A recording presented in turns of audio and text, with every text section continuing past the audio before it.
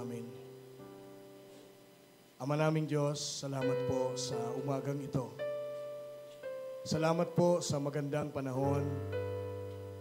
Salamat po, O Diyos, sa magandang pagkakataon, Panginoon, sa buhay namin. Na masamba ka po namin, O Diyos, sa Espiritu at katotohanan. Mapakinggan po namin, Ama, ang iyong mga salita. Sapagkat ang mga salita mo, Panginoon, ay siyang nagiging gabay ng aming pong buhay upang manatili kami sa katuwiran, upang manatili kami, Panginoon, sa kabanalan, upang manatili kami, Panginoon, sa kapuspusan. Ikaw lamang, O Diyos, walang iba ang aming pupurihin. Ikaw lamang, O Diyos, walang iba ang aming sasambahin. Ama naming banal, mangusap po kayo, Panginoon, sa amin ngayong umaga. Mangusap po kayo sa pamamagitan ng iyong mga salita. At maging sa gagamitin mo po, Panginoon, bigyan mo po siya ng puspos, ng banal na espiritu at kapangyarihan, katalinuhan, upang may pahayag po niya, Panginoon, ang salita mo. At huwag po kaming madistract ni Satanas.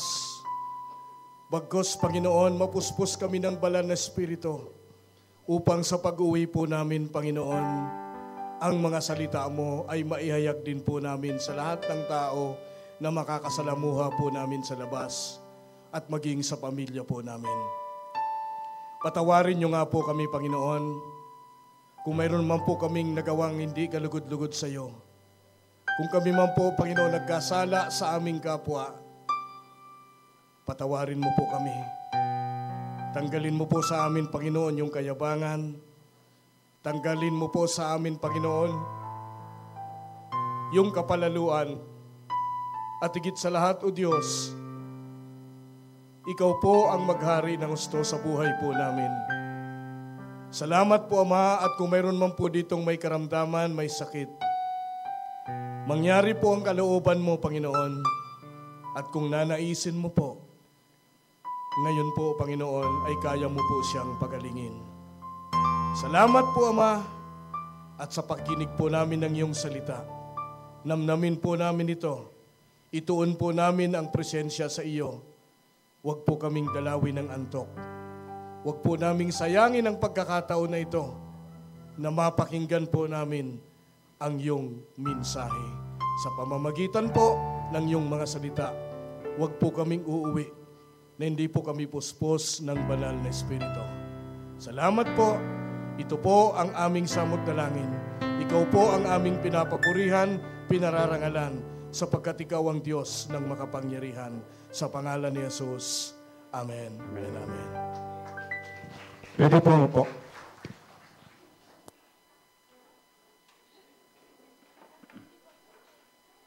Good morning. Parang hindi kayo umuwi ng probinsya. Diba? So, salamat sa Diyos sa kabila ng holiday pa rin nata ngayon hanggang tomorrow. At least, binigyan nyo ng importansya yung oras para sa Panginoon. Hindi po tayo malulugi doon. So, salamat sa Diyos sa araw na to, November na. Advance Merry Christmas. And then, patuloy tayo sa Book of Acts sa series natin. At marami na tayong natutunan, tama? Akala mo lang yon, yung nakalimutan mo yon, akala mo lang yon. Kasi ang malinaw sabi ng Diyos, ang Diyos ang nagdidikit nito sa puso't isipan natin.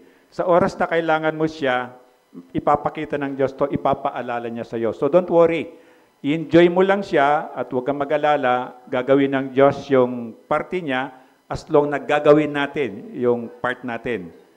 So last week, ito pa rin ang pinakabida natin, si Paul, tapos na yung kay Peter, di ba?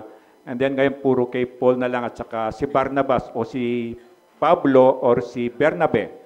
And then last week, ito yung pinag-aralan natin, yung mga tagapaglingkod ni Jesus. At ang Book of Acts, pwede siyang pagpulutan na magaganda. Pero again, tatandaan natin, ang Book of Acts po is a transitional book. So hindi lahat ng nakikita mo kay Pablo doon ay dapat nating gayahin. Alam niyo yung parang recovery process. Dati akong Catholic. Tapos nakilala ko si Kristo. naging Kristiyano ako. So hindi po overnight na nagiging talagang Kristiyano ako. So there is a process. Kristiyano na ako, at tinanggap ko na si Jesus, born again Christian na ako, pero matagal bago ako tumigil ng Quiapo, bago tumigil ng Rosary, bago ako tumigil ng Baclaran.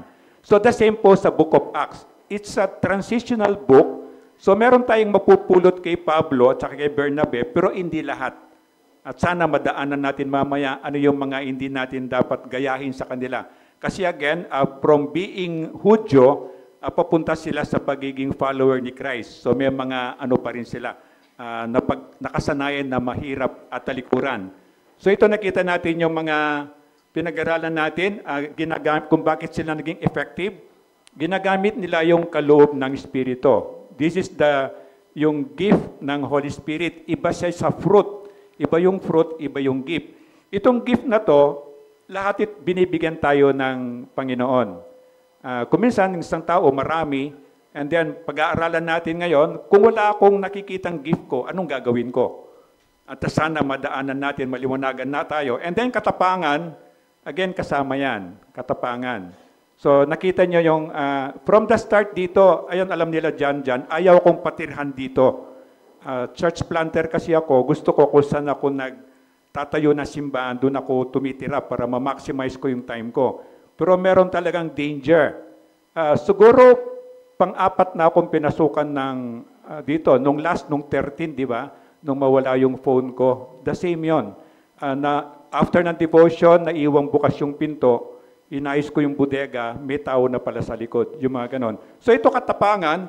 Ano yung katapangan? Hindi yung magkikipagsuntukan. Hindi yung pag sinampal mo ako, susuntukin kita. Hindi ganon. Yung katapangan, of course, kung sumusunod ka sa Diyos, expect mo na. Ayaw ng devil yon, tama? Kapag nagpapakabuti ka, ayaw ng devil yon. So meron talagang persecution, expect mo na yan, merong ahad lang. Ang katapangan doon, yung magpapatuloy ka in spite of. Patuloy ka pa rin, kahit nahihirapan ka na, sumasama na loob mo, patuloy ka pa rin, walang gumigive up. Ito yung talagang katapangan. And then kapangyarihan, alam na natin yung kapangyarihan magpagaling ng sakit, kapangyarihan gumawa ng miracle, this is a temporary gift.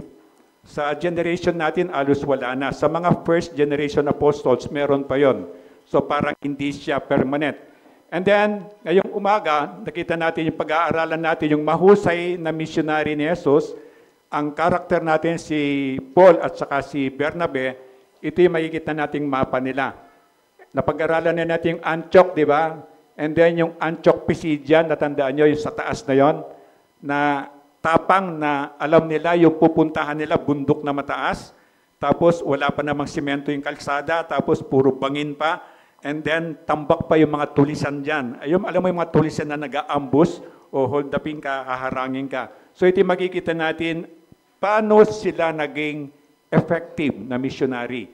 Na pwede tayo makapulot sa kanila, tayo rin kaya, paano tayo magiging effective na tagapaglingkod ng Panginoon. So titingnan natin sa verse 10 hanggang 21 ng chapter 14, pwede po pa tayong tumayo bilang respeto sa pagbasa ng salita ng Diyos at sabay-sabay po natin siyang basahin. At malakas na sinabi, tumayo ka ng tuwid. Lumukso ang lalaki at nagsimulang lumakad yung last verse natin. Iko-connect lang natin siya. And then 11, na makita ng mga taong bayan ang ginawa ni Pablo, sumigaw sila sa wikang Laconia. Nanawag sa atin ang mga Diyos sa anyong tao. Tinawag nilang Zeus, si Bernabe at si Pablo naman ay Hermes, sapagkat siya ang pangunahing tagapagsalita. Nasa bungad ng lungsod ang templo ni Zeus at ang pari ni Zeus ay nagdala ng mga toro at mga kwintas na bulaklak sa may pintuan ng lungsod. Nais ng pari at ng mga tao na maghandog sa mga apostol.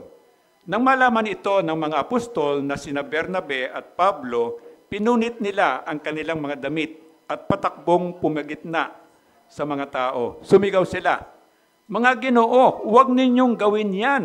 Mga tao rin kaming tulad ninyo. Pinapangaral namin sa inyo ang magandang balita upang talikuran ninyo ang mga walang kabuluhang bagay na yan at manumbalik kayo sa Diyos na buhay na lumikha ng langit, lupa, dagat at lahat ng naroroon. Sa mga panahong nakalipas, hinayaan niyang gawin ng lahat ng bansa anuman ang kanilang maibigan. Gayunman, nagbigay siya ng sapat na katibayan upang makilala ninyo siya sa pamamagitan ng kabutihang ginagawa niya sa inyo. Binibigyan niya kayo ng ulan mula sa langit at ng masaganang ani sa takdang panahon. Binubusog niya kayo ng pagkain at pinupuno ng kagalakan ang inyong mga puso.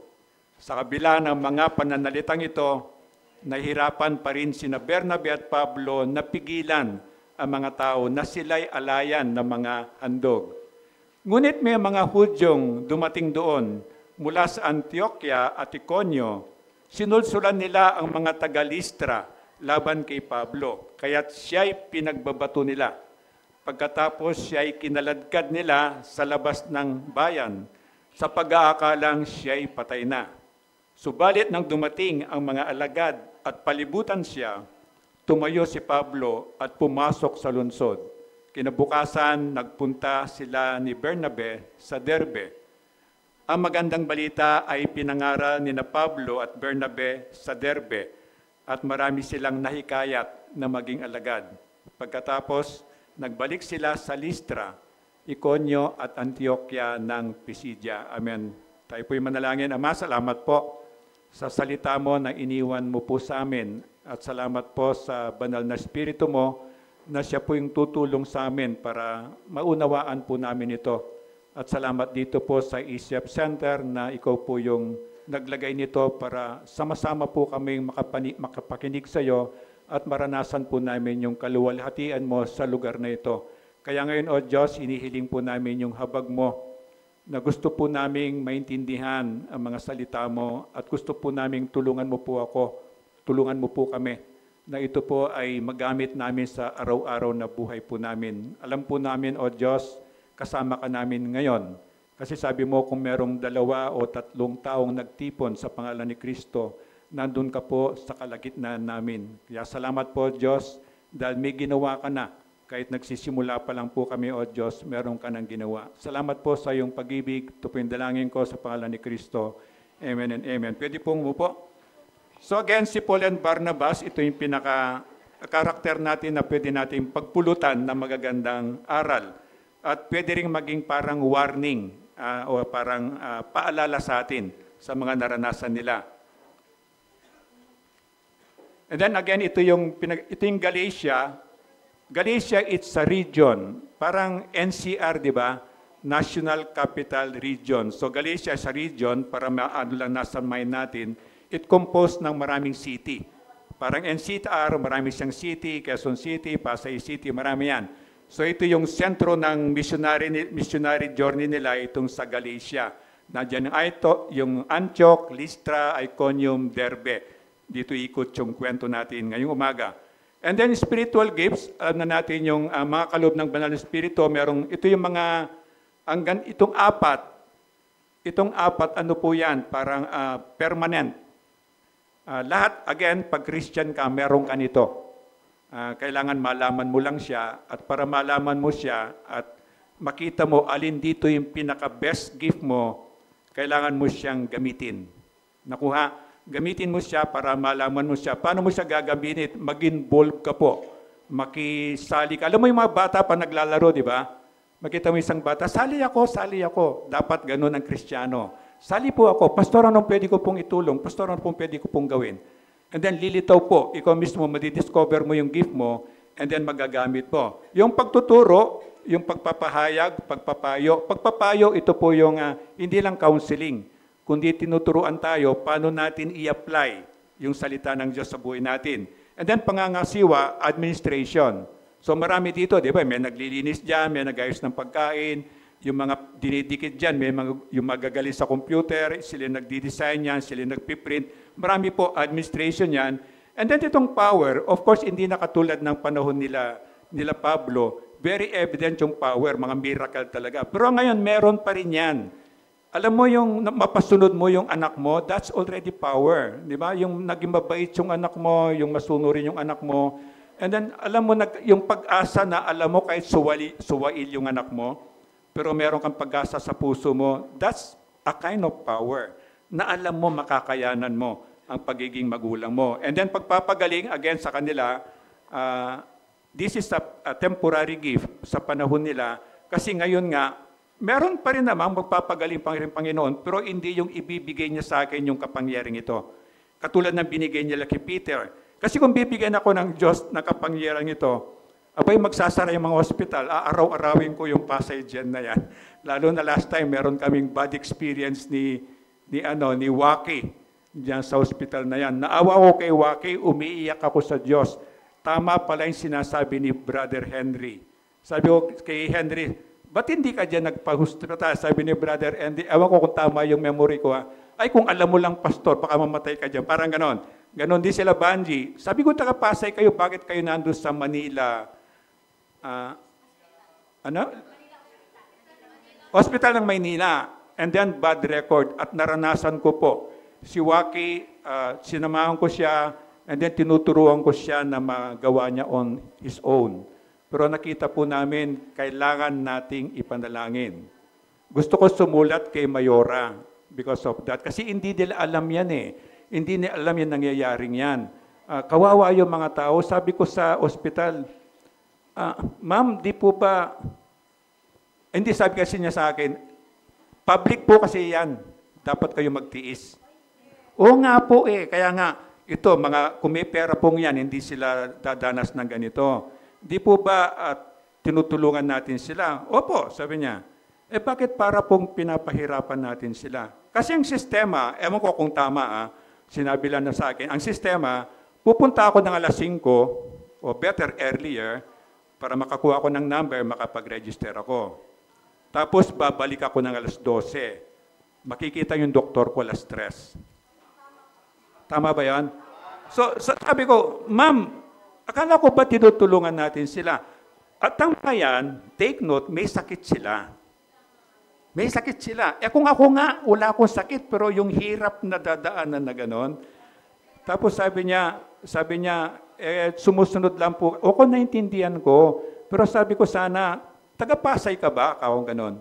O naranasan mo na ba yung dumaan sa prosesong yan? Hindi siya kumibo.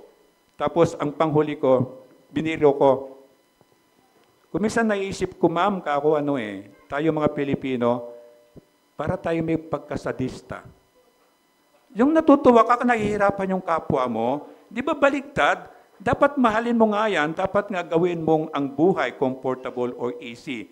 So kailangan nating, nagsimula na kaming pinapanalangin ngayon doon sa mga prayer network na kasama, nakita nyo nandun sila. Kailangan nating ipanalangin ang sangay ng gobyerno natin, magmula sa presidente natin pababa. Kasi kawawa na po tayo mga Pilipino. Ito yung katapangan. Ibig sabihin, sabi ng mga foreigner sa akin, mga kaibigan kong foreigner, kung bakit kurap ang bansa nyo, kung bakit maraming manloloko sa inyo, pakinggan mo, Pastor Ed, sabi niya, pinapayagan nyo kasi. Sabi ko, tama siya.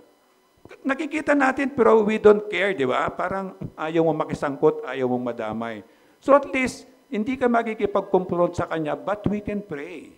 Di ba, we can pray. Pag ang Diyos ang kumilos dyan, ihupuin niya yung mga pusong yan.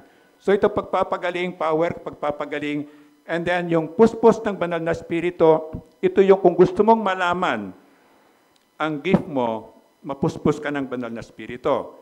Pagkagising mo pa lang, bago ka pumunta ng CR kung kaya mo, you don't need 1 minute, seconds lang. Pwede mong ipag-pray, Panginoon, ngayong araw na to. Puspusin mo po ako ng iyong banal na spirito. Anong ibig sabihin nito? Itong araw na ito po, Panginoon, hindi ko po susundin ang sarili ko. Ikaw po ang boss. Ikaw po yung masusunod. And believe me, yung araw na yon, hindi lang siya magiging productive. Mangyayari talaga yung magandang layunin ng Panginoon. Ang problema lang, available ka ba? Maraming gawain sa simbahan. Hindi lang pag Sunday, hindi lang pag Saturday, marami. Prayer meeting namin, at least may kasama ko kahit payat isa, si Waki. O dala-dalawa kami sa prayer meeting dito. Okay lang yon. Inaantay namin na ilan sa inyo iipuin ng Diyos na, kasi sa prayer meeting, pinagpipray mo sa sarili mo, pero sa 10 pagpapray mo, isa lang siguro yung sa'yo eh. Yung 9, we pray for other concern, other people, at kasama doon ang gobyerno. So ito yon ang problema, gusto mo nga, pero available ka ba? Lahat tayo, meron tayong 24 hours a day, 7 days a week, di ba?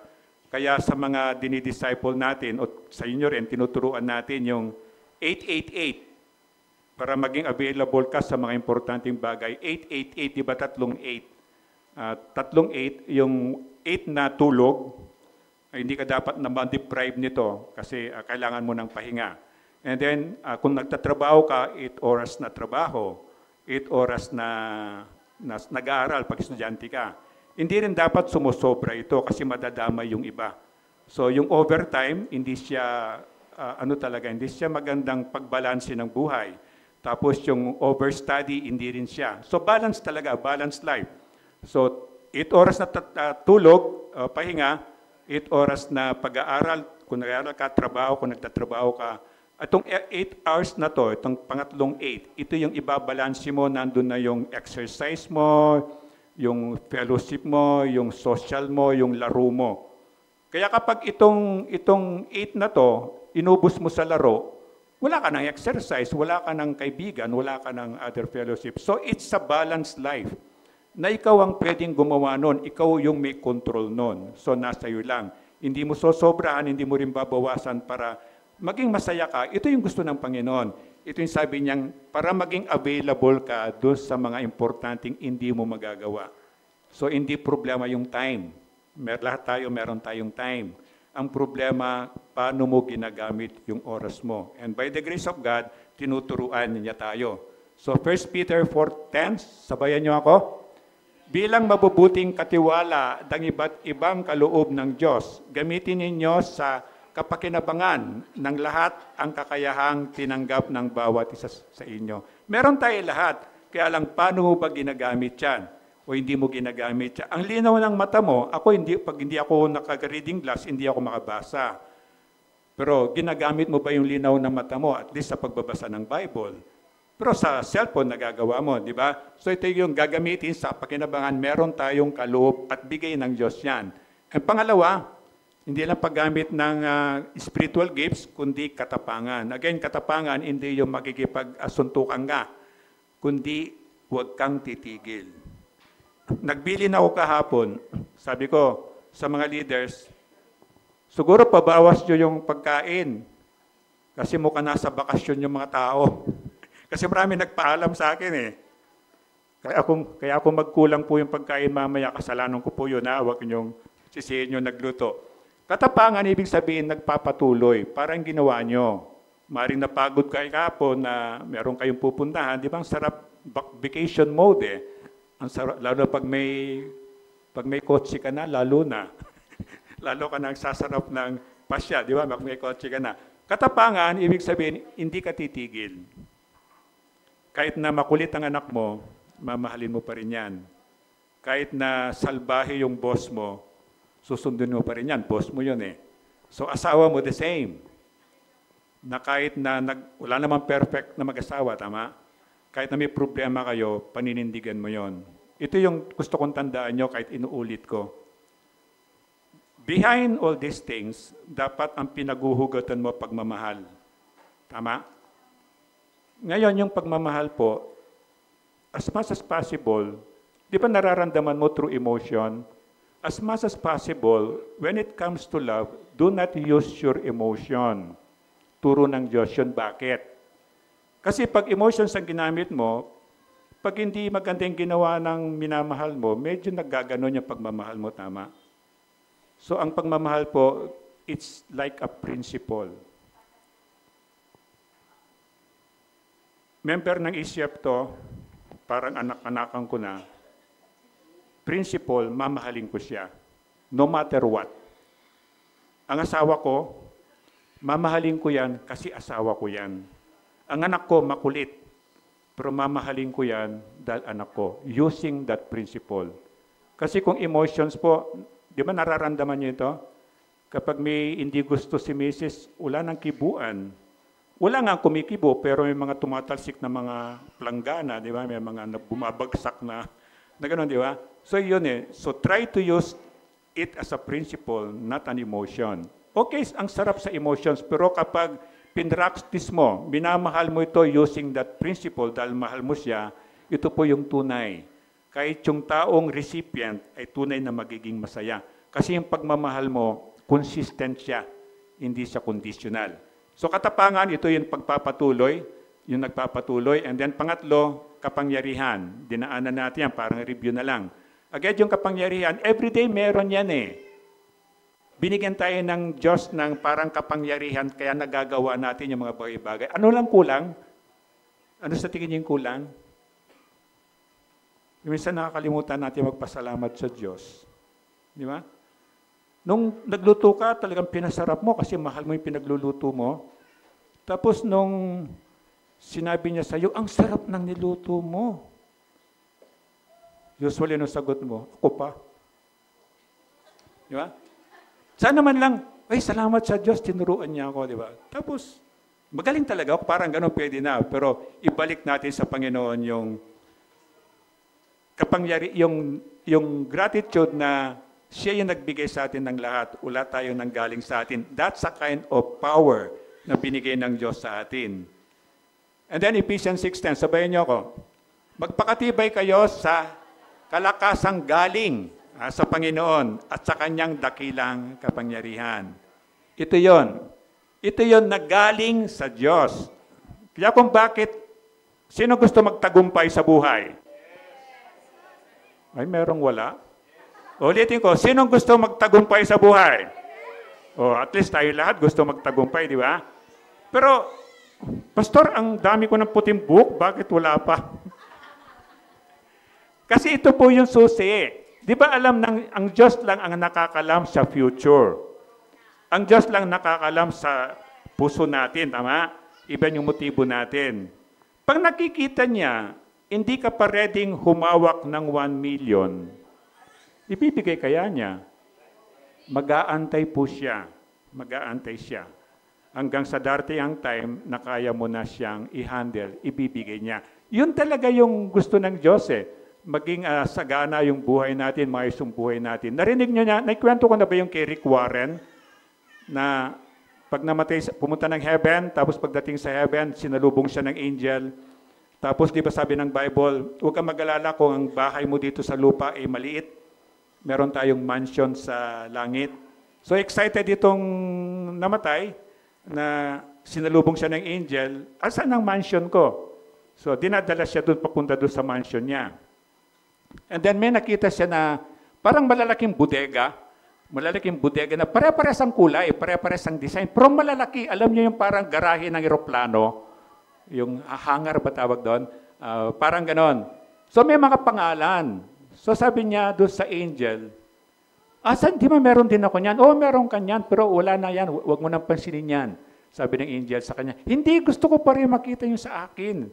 Sabi nitong namatay na pumunta ng heaven, hindi, wala na yan, hindi ka na tapos na yan. Sabi, hindi, gusto ko pa rin makita, kakulit-kulit niya. Itong angel, inadap nila yung kanyang budegang ganun, then binuksan.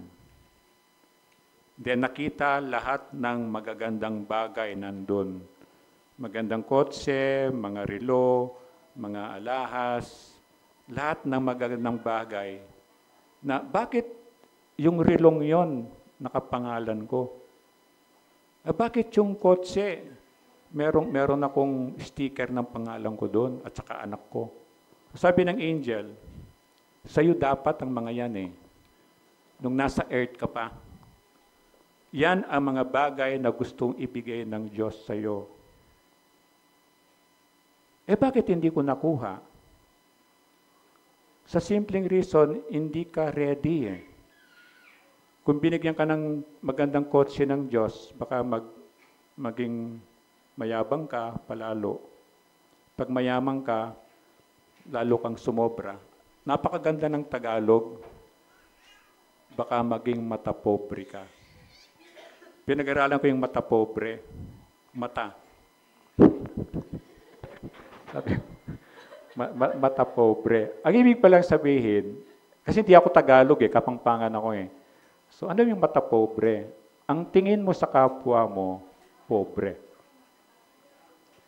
Ang ganda pala ako ng Tagalog. And then maliit ang tingin mo. And then, ang turo ng Diyos, ang tamang pamamaraan ng kapakumbabaan para maingatan mo sarili mo, always treat others better than you. Tama? Pag tingin mo yung kapwa mo, tingin mo mas igit siya sa'yo, yung pala yung susi. Kaya sabi ng Diyos, hindi binigay ng Diyos yan, baka maging matapobre ka. O, tingnan mo yung katabi mo, yung mata niya, pobre ba? So, ingatan natin, kasi magandang plano ng Diyos, kaya lang, tayo yung reason kung bakit hindi natin nakukuha yung magandang plano niya.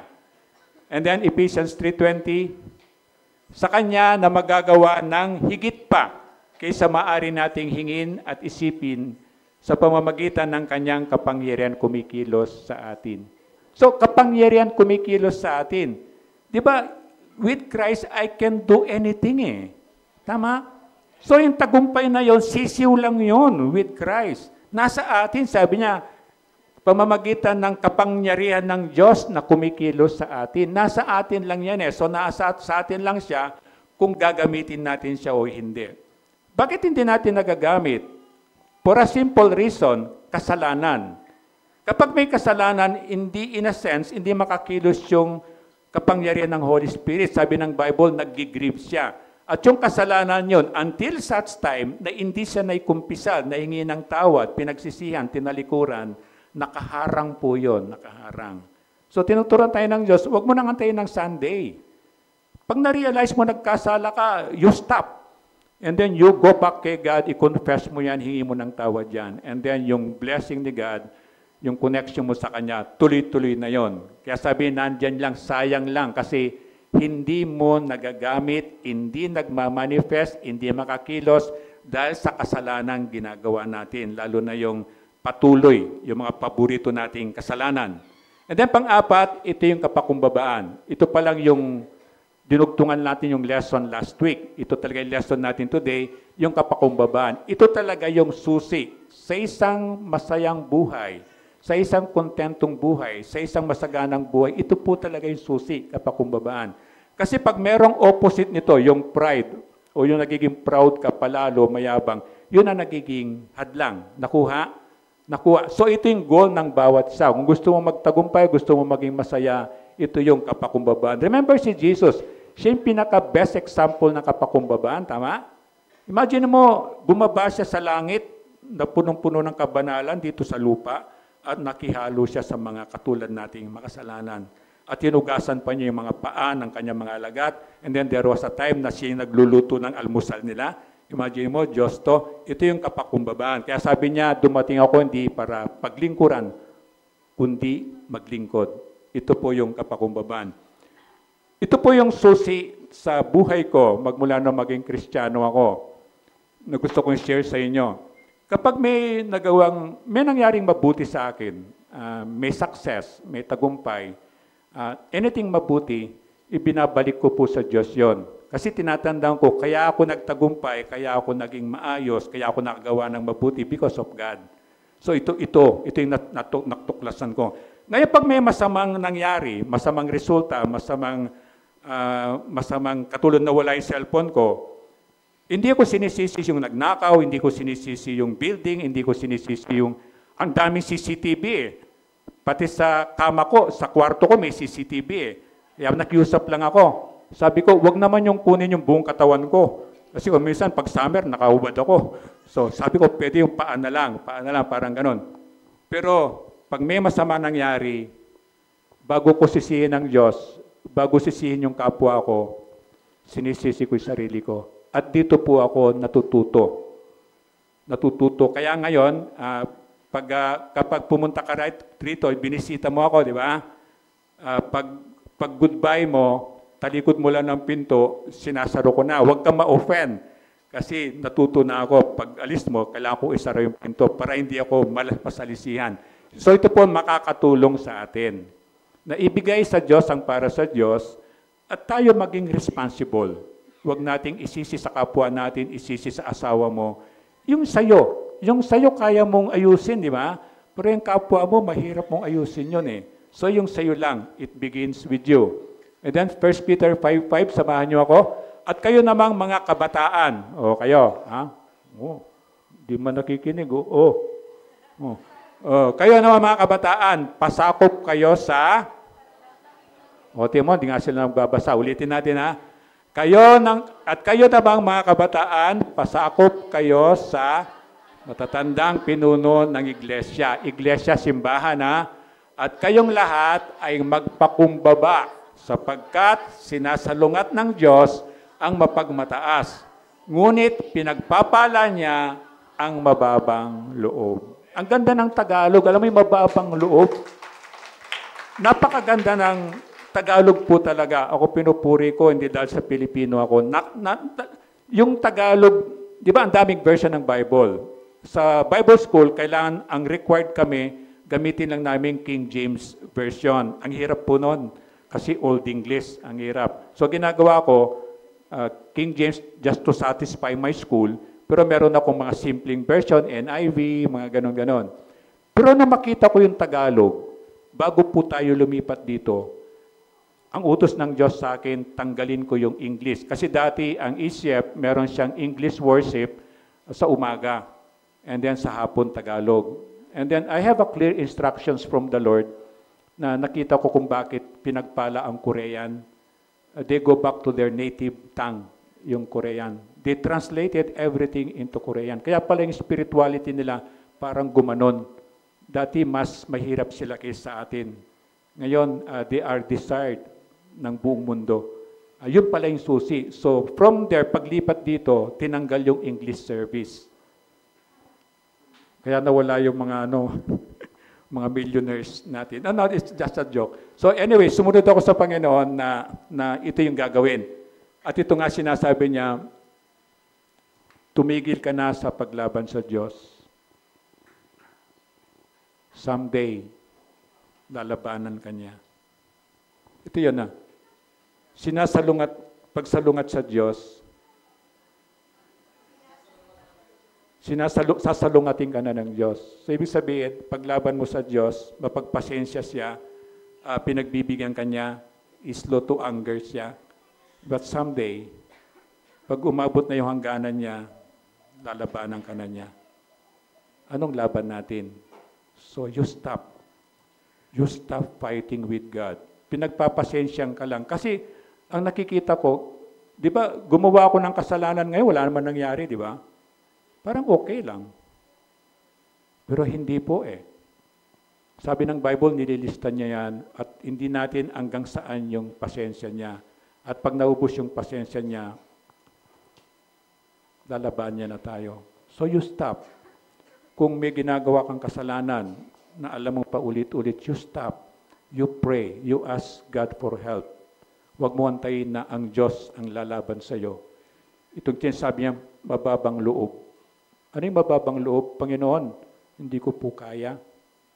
Paulit-ulit na lang po itong kasalanan ko. Tulungan mo po ako. Yun po yung kababaang loob. Hindi ko po kaya. Tulungan mo po ako. Kung di mo po ako tutulungan, hindi ko po kaya. Ito yung kababaang loob. Ano sinasabi ng Diyos? Pinagpapala. Ito yon. Hindi niya ginawang complicated. Ang ganda ng plano niya sa atin. Kasi alam niya, ang tagumpay, pag hindi tayo nag-ingat, magiging proud tayo.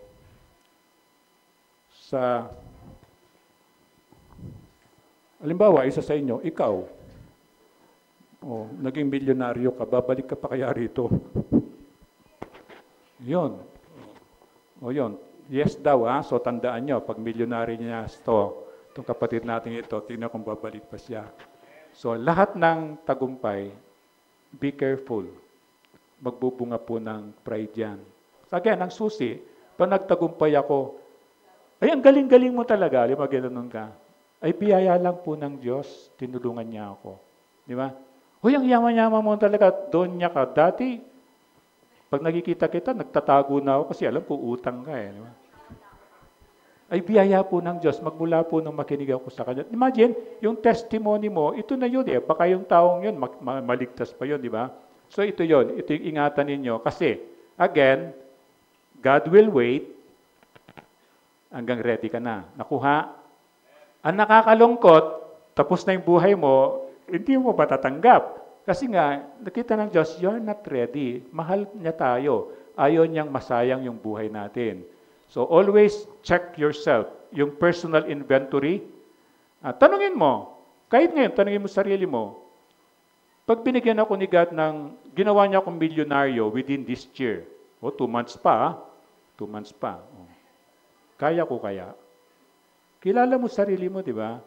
Yun eh. Ngayon pag di mo kaya, kababaang loob, Panginoon, gusto ko pong maging milyonaryo itong 2025. Pero mukhang hindi ko po kaya, tulungan mo po ako. Tama? Anong gagawin ng Diyos? Tutulungan ka niya at gagawin niya yung inihiling mo. Yan ang pangako niya. So sabi niya, ingat lang. Gusto ng Diyos lahat tayo. Actually, matagumpay na tayo lahat eh. Kaya lang hindi pa kontentong Diyos sa ganitong tagumpay. Higit pa. Gusto ng Diyos lahat ng anak ni Banji maging professional. So hindi pa kumpleto. Meron pang hindi professional. Di ba yung isa professional sa pangungupit daw? Sabi lang, naririnig ko lang ng asawa niya. So, mawawala yun, mapapalitan nyo ng professionalism sa kurso niya, di ba? So, tagumpay, ingatan yan, nandyan. 11, sabay-sabay natin basahin. Na makita ng mga taong bayan ang ginawa ni Pablo, sumigaw sila sa wikang Lycaonia. Nanawag sa atin ang mga Diyos sa anyong tao. Napagkamalang Diyos sila, di ba? And then 12, tinawag nilang Sus si Bernabe at si Pablo na may Hermes sapagkat siya ang pangunahing tagapagsalita. So bakit tinawag na Sus si Bernabe? Remember si Bernabe, yung anong meaning ng pangalan na son of? No, in that na Psalms, son of encouragement. So yung may imagine nyo, yung mukha ni Bernabe, maamo. Kasi kapag yung nawawalan ka na ng pag-asa, siya yung pinapadala ng Diyos para ma-encourage ka to continue, para mag-positive yung mind mo. At tapos, si Pablo, nakakita na yung picture ni Pablo, Apostle Paul, maliit siya, pandak.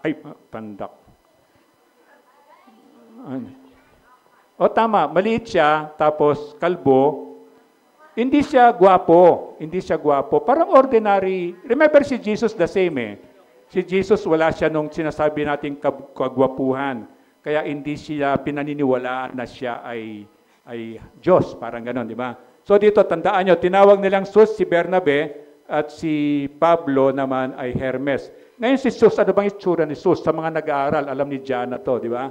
It's a very, pwede ba sabing artista, nandun yung mga katangian, matipuno. Actually, ang meaning ng pangalan niya parang King of King o Lord of Lords, parang ganon. So siya yung pinaka, di ba nung araw tinitingnan yung personality. So ganon siya, si Sus. And then si Hermes naman, ito yung, alam ko anak niya to eh. Anak niya si Hermes, anak ni Sus eh.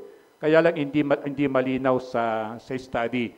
So sila ito yung napagkamalan, itong si Pablo at saka si Bernabe ay Diyos sila. Bakit kamo? Dito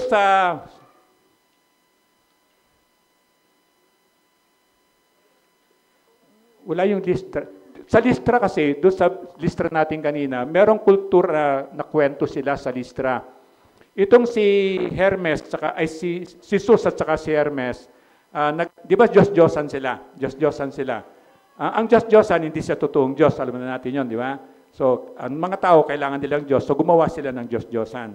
Para pag may kailangan sila, meron sila lalapitan.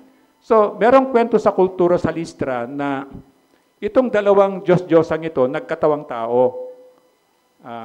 Parang angel na pumasok sa tao. Tapos, naganap sila ng hospitable na bahay na pwedeng magpakain sa kanila at pwedeng magpatira sa kanila. At nilibot nila, napagod itong dalawang angel na to, na parang angel, walang nakitang nag-welcome sa kanila. Except na merong mag-asawa na si Pilimon at saka si Bausi na asawa ni Pilimon, tinanggap sila sa bahay nila. pinakain, pinatulog. Pero kinabukasan, dahil nga sa devil yan, winipe out lahat ng bayan. Pinatay nitong, kasi sa devil nga yan eh. Except itong dalawang ito, itong dalawang mag-asawa na yon, si Pilimon, pinagkatiwala pa nila yung palasyo outside the city. Kasi ginawa sila ng mabuti.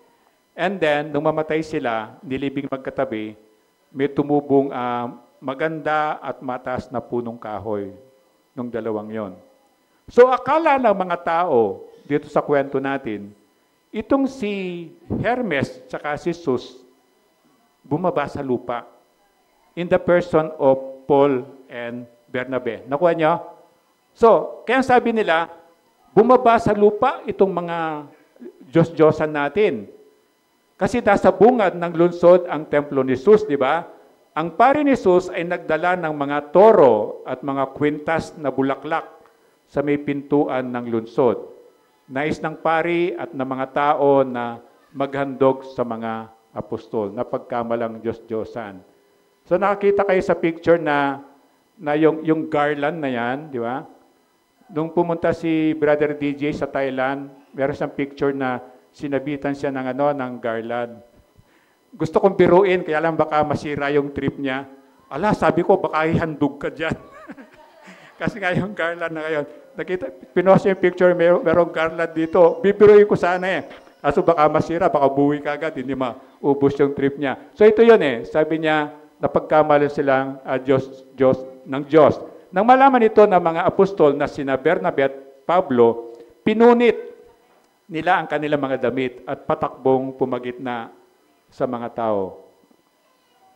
Pinunit. Ang pagpunit ng damit, it's a simbolo na merong nangyaring kalapastangan sa Diyos. Di ba nababasa nyo parati sa Bible yon? Pinupunit nilang gano'n yung damit nila. Tapos nag-ano sila, nagbubudbud sila ng, hindi paminta, abo. So, yung gano'n. Nasimbolo yun na merong kalapastangan na nangyari. And then, 15, mga Ginoo, sabi niya, sumigaw sila, di ba? Mga Ginoo, huwag ninyong gawin yan. Mga tao rin kaming tulad ninyo, sabi ni Bernabe at saka ni Pablo, di ba? Ipinapangaral namin sa inyo ang magandang balita upang talikuran ninyo ang mga walang kabuluhang bagay na yan, na manumbalik kayo sa Diyos na buhay, na lumikha ng langit, lupa, dagat at lahat ng naroon. Yung pagsamba sa Diyos-Diyosan. The same dito sa bansa natin. Na kailangan nating manalangin kasi marami pa tayong, may mga pamilya pa ako, kamag-anak ako na nandun pa rin, hindi pa rin makalis sa pagsamba sa Diyos-Diyosan.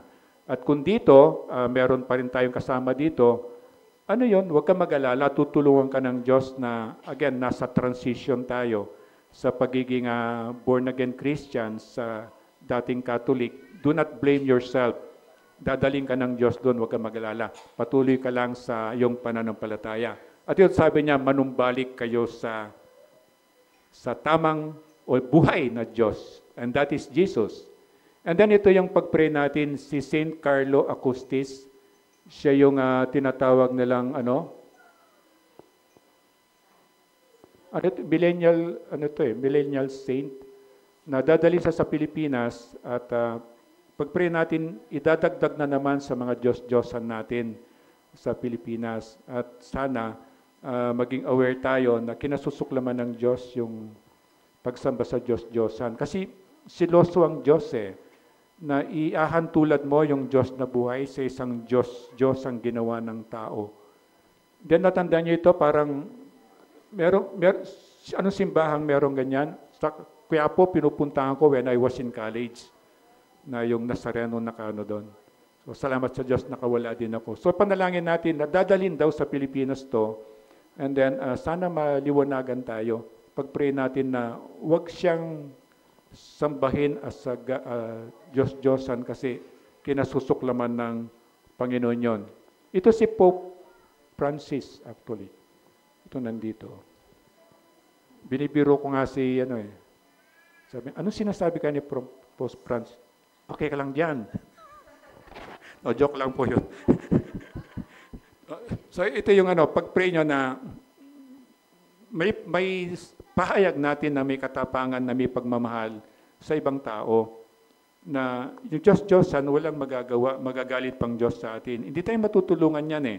Sabi nga ng Diyos, merong tenga yan, hindi naman nakakarinig. So kahit pray ka ng pray dyan, hindi ka naririnig. At pag natumba yan, hindi naman kayang tumayo. At merong mata yan, hindi ka nakikita. So you stop. Ito yung although wag mo ka masyadong sa sarili mo, give yourself time. Pero by the grace of God, mawawala ka din dyan. And then John 7:18, ang nagtuturo ng galing sa sarili niya ay naghahangad ng sariling karangalan. Ngunit ang taong naghahangad na maparangalan ang nagsugo sa kanya ay tapat at hindi nagsisinungaling. So ito yon. Pag nagtagumpay tayo, ready na tayo, mag-ingat lang. Ibigay sa Diyos yung dapat ibigay. Huwag sa sariling kayabangan o kapalaluan para safe tayo.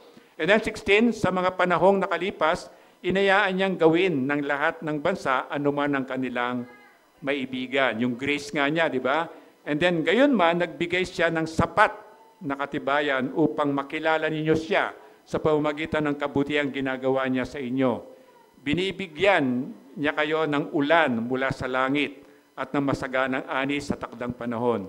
Binubusog niya kayo ng pagkain at pinupuno ng kagalakan ang inyong mga puso. Di ba nararanasan natin to?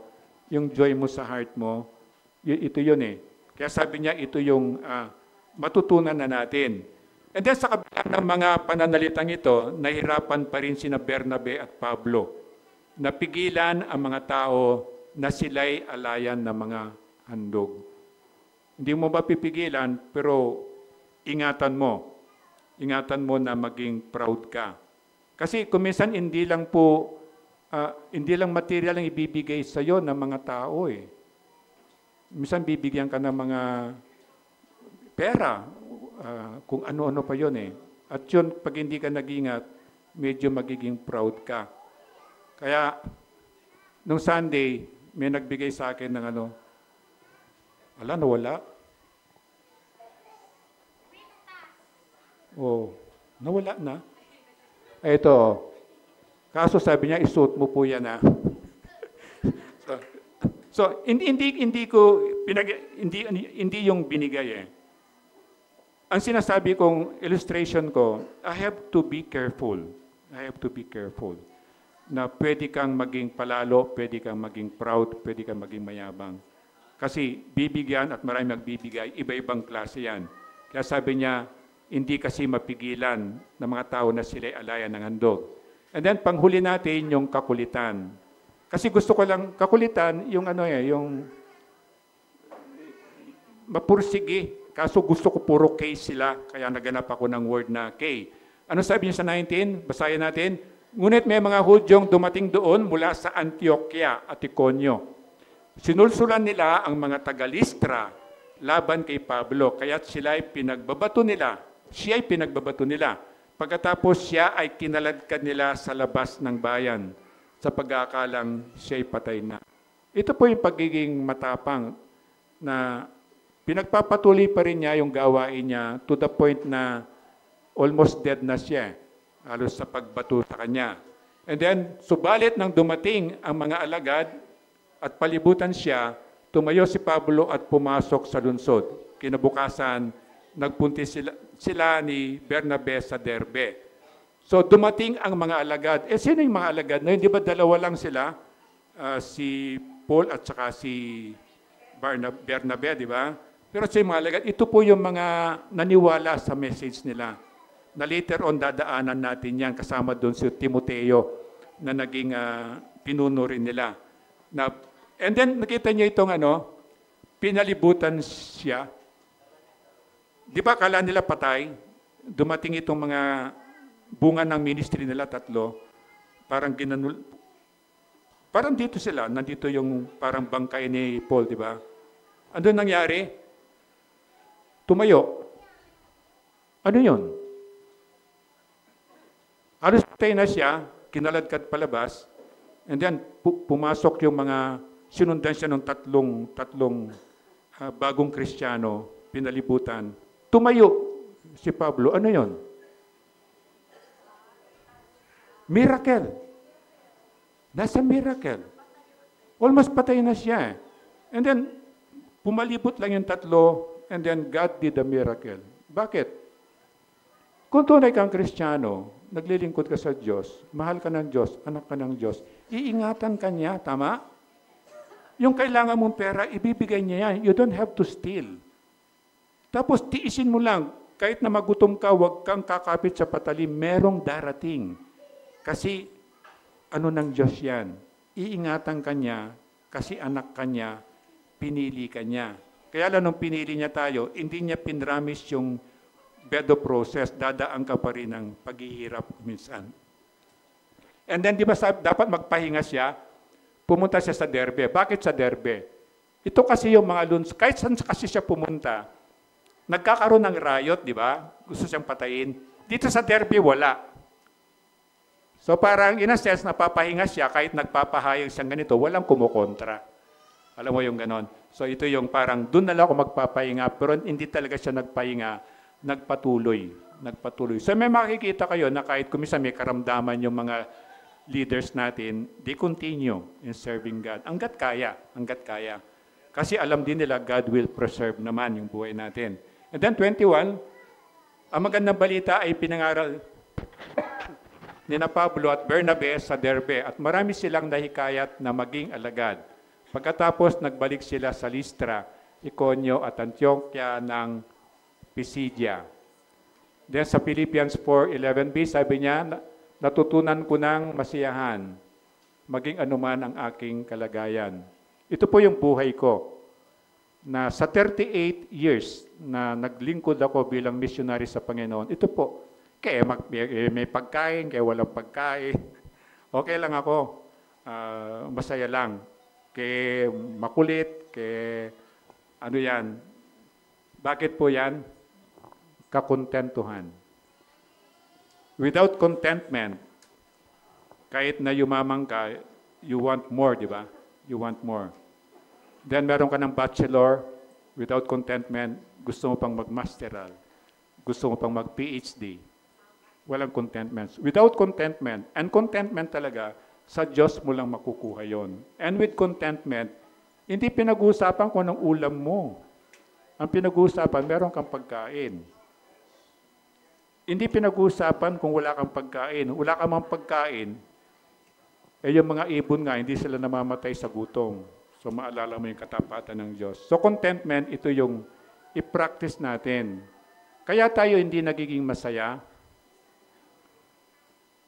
Ang bait na nung anak mo pero nakikita mo yung kapalpakan niya Ang sipag na ng asawa mo Pero siyempre, hindi naman perfect nagkakamali. Pag nagkamali siya, nabubura yung lahat ng kasipagan niya. So dahil po dito yon. Makontento ka, yan ang asawa mo. Makontento ka, yan ang anak mo. Makontento ka, itong magulang mo. Believe me, yung pong content ng buhay, ito yung tunay na masaya ka. In and out, masaya ka. Kasi kontento ka. Ano man yan, kontento ka. Satisfied ka. Ephesians 5:15 at 16, verse 15, kaya't mag-ingat kayo kung paano kayo mamuhay. Mamuhay kayong tulad ng matatalino at di tulad ng mga mangmang. And then 16, gamitin ninyo ng lubusan para sa mabuti ang bawat pagkakataon sapagkat puno ng kasamaan ang kasalukuyang panahon. Itong bawat pagkakataon, lahat tayo merong time, pero make the most of your time. Kaso ngayon, pag hindi kayo nag-ingat, kahit sa punta ka sa mall, kumain nga sila sa labas, gumastos sila sa labas, di ba? Tapos makita mo, sarap-sarap ng pagkain nila, lahat nasa cellphone. So, yung make the most of your time. Na kahit na kayong pamilya, pwede ba pagkakain tayo, wala muna cellphone? Alam mo yung sarap ng kwentuhan, di ba? Na habang kumakain pamilya, tapos yung para sa amin, na nakaupo ka, nakaganon yung tuhod mo. Parang, di ba, yung ganon, parang, di ba na-enjoy mo talaga? But ngayon, nawala yon. Kasi ang naging best friend natin, cellphone.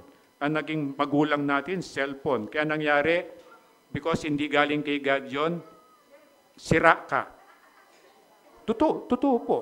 kahit sa mga bata, below 13 years old, no cellphone.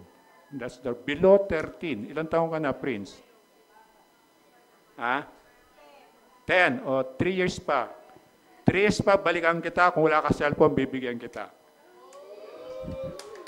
Kaya hindi matapos eh. Siyempre, 3 years from now, mga pinaglumaan ko na yon. Joke lang. So, ibig sabihin, you put your things into order para ma-enjoy natin ang buhay natin. Kaya lang ito sabi niya, yung time. Lahat tayo merong time. Huwag niyo pong sayangin yung oras. Alam mo, lost time is lost forever. Hindi na po babalik yon. Minsan lang mo lang makita yung anak mo. Ano pa, sinabon-sabon mo, hindi mo man lang binanlawan, di ba? So, yung ganon, minsan mo makita yung quality time ba? Try to listen, try to be a comfort to everyone. So, yung time na to gamitin natin ng maayos para sa Panginoon. And then again, ito yon, katangian ng mahusay na missionary ni Jesus. Kasama tayo doon, tayo lahat, we are all missionary. Ang missionary, yung pinapadalang manggagawa sa ibang bansa. Pero bago kayo padala ng Diyos sa ibang bansa, maging missionary ka muna sa school mo, sa pamilya mo, sa trabaho mo, kung saan man yan. Saan ka nalaluan, maging missionary ka doon. And then gamitin yung mga spiritual gifts, tayo lahat meron. And then yung katapangan, hindi yung nagikipagbakbakan, kundi yung katapangan yung magpapatuloy ka, kahit na hindi mo nagugustuhan kuminsan yung nakikita mo. And then kapangyarihan yan, meron tayo niyan, gamitin natin, nasa atin ng banal na spirito. And then kapakumbabaan, yan ang tunay na pinagpapala ng Diyos. So you practice sa bahay, sa kaibigan mo, kapakumbabaan. And then, wag naman yung makulit, wala akong makitang K kasi eh. Yung kakulitan, ibig sabihin, nagpapatuloy, mapilit. Yung mapilit. Yung kahit na dangerous na, you continue to obey God. Ito sana may matutunan tayo dito. Tayo po'y tumayo at manalangin. Ang maraming Diyos, tunay nga po na napakabuti mo po sa amin. Na maraming beses kami nagkukulang, maraming beses na kami sumusuway, at kuminsan po, hindi namin po na may kaila, lumalaban pa rin sa iyo. Pero ako po yung Diyos na hindi nagbabago. At salamat po sa salita mo na ibinahagi mo sa amin ngayon. Alam po namin na sabi mo, hindi babalik sa iyo ang salita mo na walang nangyari po sa mga buhay po namin. Kaya alam po namin, itong salitang ito ay may kapangyarihan, kikilos po ito sa araw-araw na buhay po namin. And in time, Panginoon, ay hindi lang po para magamit namin sa ministry namin, kundi sa pamilya po namin, sa mga ibang tao, lalo na po yung wala pa pong relationship po sa iyo. Kaya purihin ka, Panginoon, sa salita mo. At salamat po sa pagkakataon na we can observe communion. Tulungan mo po kami na maihanda po namin ang sarili po namin sa pag-take ng communion. Ang utos mo sa amin, alalahanin po namin kung paano mo po binayaran ang aming mga kasalanan. At pagkakataon din po para kung may kasalanan kaming hindi naikumpisal o naihingi ng tawad, ito po yung oras na yon na ikumpisal po namin sa iyo ito at ihingi po ng tawad. Samahan mo po kami at patuloy mo po kaming pagpalain. Ito po yung dalangin ko sa pangalan ni Kristo. Amen. Pwede po mo po.